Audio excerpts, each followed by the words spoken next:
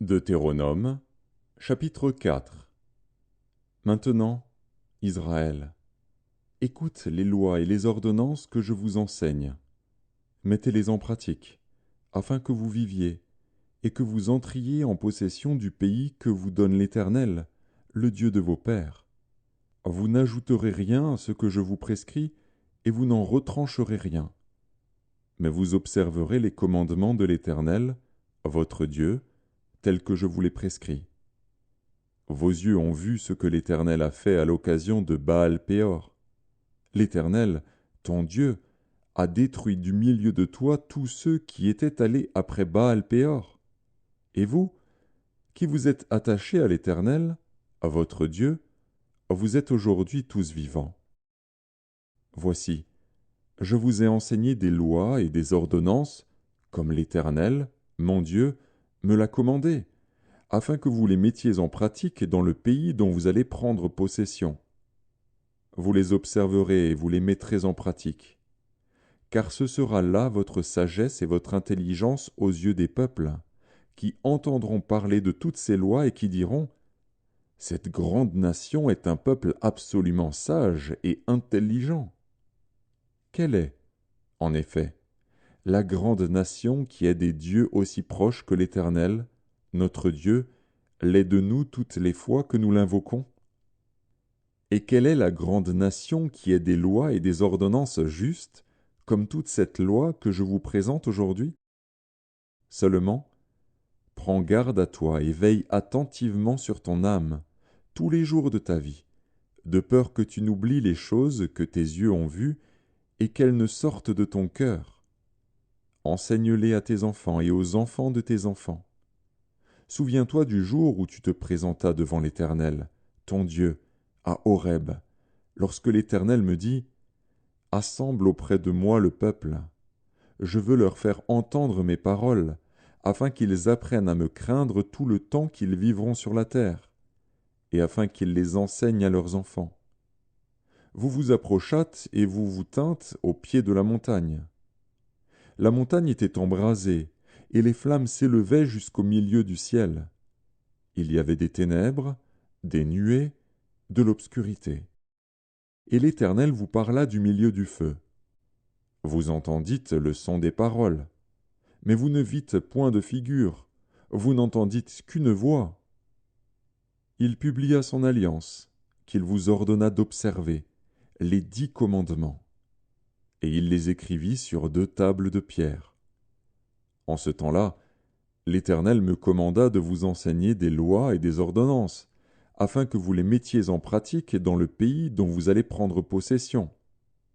Puisque vous n'avez vu aucune figure le jour où l'Éternel vous parla du milieu du feu, à Horeb, veillez attentivement sur vos âmes, de peur que vous ne vous corrompiez et que vous ne vous fassiez une image taillée, une représentation de quelque idole, la figure d'un homme ou d'une femme, la figure d'un animal qui soit sur la terre, la figure d'un oiseau qui vole dans les cieux, la figure d'une bête qui rampe sur le sol, la figure d'un poisson qui vive dans les eaux au-dessous de la terre.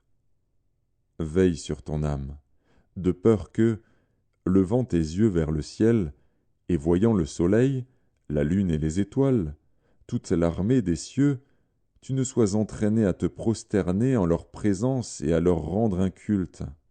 Ce sont des choses que l'Éternel, ton Dieu, a données en partage à tous les peuples, sous le ciel tout entier.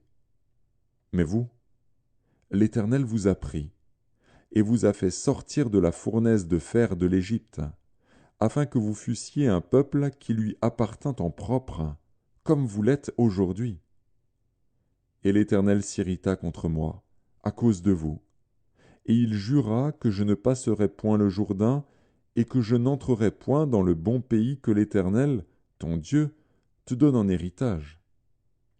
Je mourrai donc en ce pays-ci, je ne passerai point le Jourdain, mais vous le passerez, et vous posséderez ce bon pays. Veillez sur vous, afin de ne point mettre en oubli l'alliance que l'Éternel, votre Dieu, a traitée avec vous, et de ne point vous faire d'image taillée, de représentation quelconque, que l'Éternel, ton Dieu, t'ait défendu.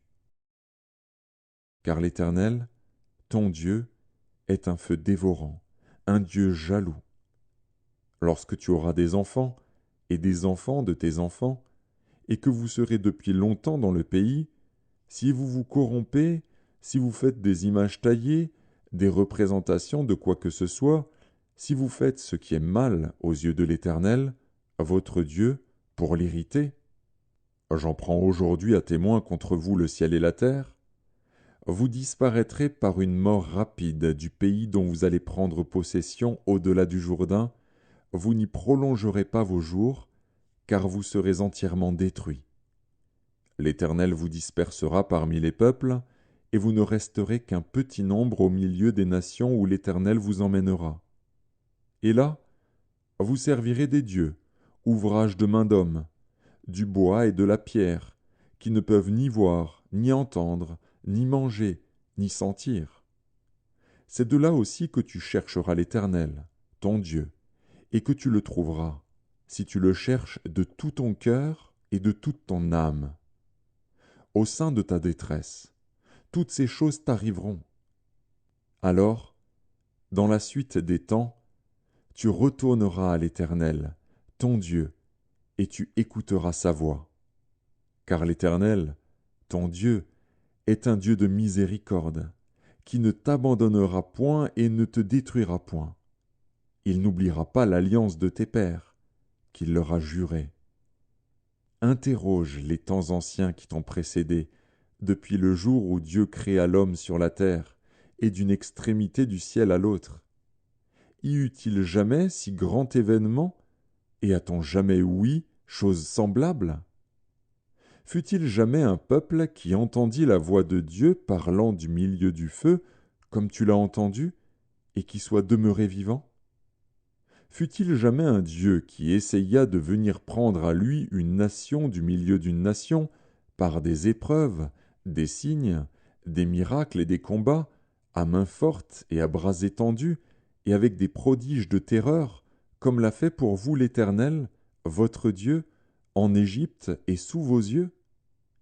Tu as été rendu témoin de ces choses, afin que tu reconnusses que l'Éternel est Dieu, qu'il n'y en a point d'autre.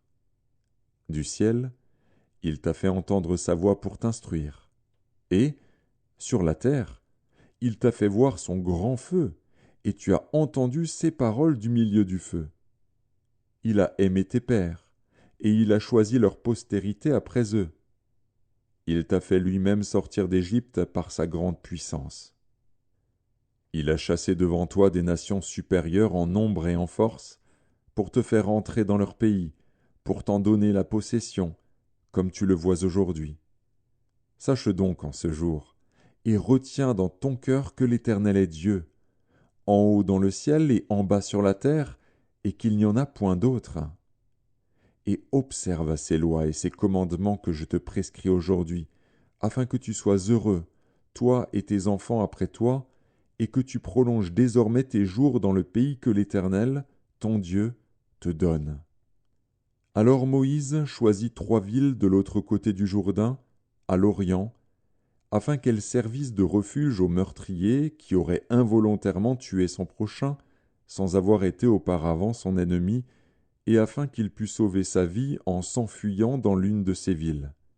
C'étaient Bétser, dans le désert, dans la plaine, chez les Rubénites, Ramoth, en Galaad, chez les Gadites, et Golan, en Basan, chez les Manassites. C'est ici la loi que présenta Moïse aux enfants d'Israël. Voici les préceptes, les lois et les ordonnances que Moïse prescrivit aux enfants d'Israël après leur sortie d'Égypte. C'était de l'autre côté du Jourdain, dans la vallée, vis-à-vis de Beth-Péor, au pays de Sion, roi des Amoréens, qui habitait à Hesbon, et qui fut battu par Moïse et les enfants d'Israël après leur sortie d'Égypte. Ils s'emparèrent de son pays et de celui d'Og, roi de Basan. Ces 2 rois des Amoréens étaient de l'autre côté du Jourdain, à l'Orient. Leur territoire s'étendait depuis Aroër sur les bords du torrent de l'Arnon jusqu'à la montagne de Sion, qui est l'Hermon, et il embrassait toute la plaine de l'autre côté du Jourdain, à l'orient, jusqu'à la mer de la plaine, au pied du Pisga.